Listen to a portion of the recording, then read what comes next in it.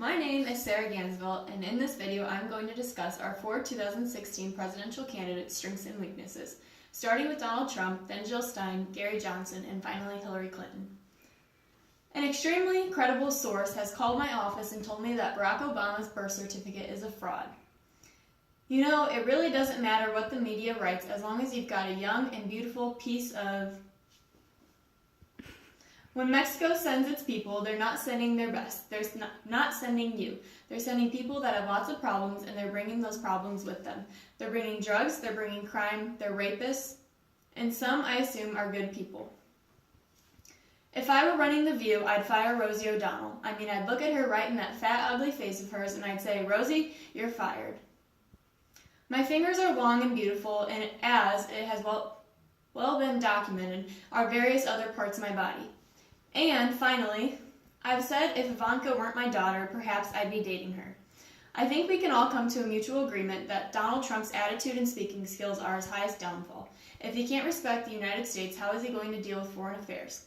Not to mention his immigration plan would cost the United States upwards of $600 billion. His tax cuts will short the government $11 trillion over a decade, and although he proclaims himself on free trade and makes his products in Bangladesh, he hates NAFTA and the TPP. On the bright side, he does plan on simplifying the tax code and decreasing taxes across the board, which could raise wages and relieve stress from some families. He also wants to propose a new healthcare system that would provide healthcare up to 7 million new people. Jill Stein, have you ever heard of her? Probably not, and that, in my opinion, is Jill Stein's major weakness. She has her plans laid out, and they all sound reasonable, but she has hardly gotten any media coverage.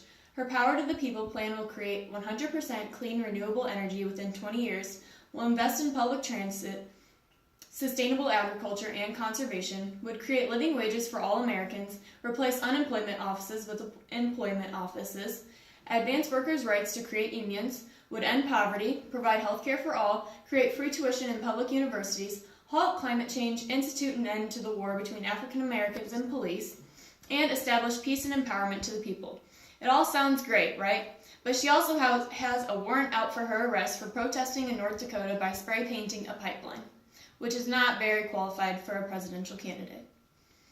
Gary Johnson moments have become a thing after third-party candidate Gary Johnson was unable to name his favorite foreign world leader and didn't know what Aleppo was. However, aside from these duh moments, he does want to balance our budget, protect our civil liberties, and offer our veterans more support. He also wants to legalize marijuana, which would create almost $15 billion in revenue a year, but he also wants to raise the retirement age, not allowing elderly citizens to retire and collect Social Security at a time when they need it.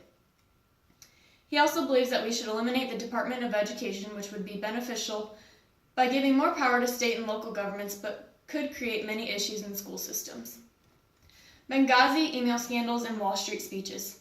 These are all of Hillary Clinton's baggage that she has to drag along with her throughout this presidential race. The Clintons are known to be a corrupt and sneaky group of politicians, and that is my biggest concern with Hillary Clinton. She does not respect the American people enough to hold herself to a standard of well-known ethics.